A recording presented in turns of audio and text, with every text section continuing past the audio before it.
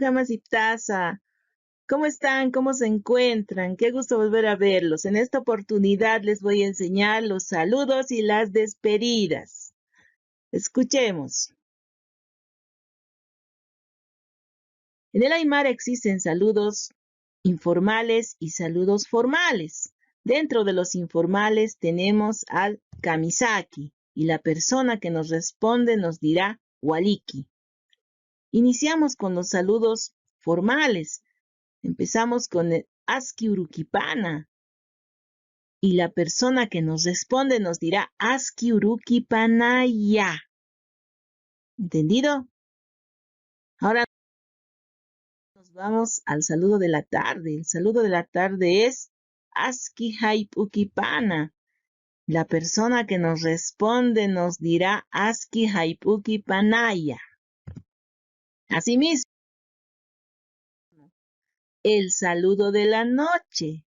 Aski arumakipana. La persona que nos responde nos dirá aski arumakipanaya.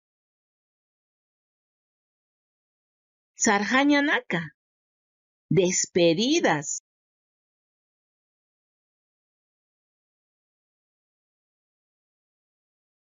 Veamos cuáles son las despedidas. Jikisinkama. El que responde dirá Jikisinkamaya. También tenemos a Karurkama, que responde dirá Karurkamaya. También tenemos otras despedidas. Jurpurkama. El que responde dirá Jurpurkamaya. De igual manera, Yakaurkama, que responde dirá Yakaurkamaya. Bueno, pues ahora ya conocen los saludos y las despedidas. Espero que repasen y no se olviden. Es muy importante practicar.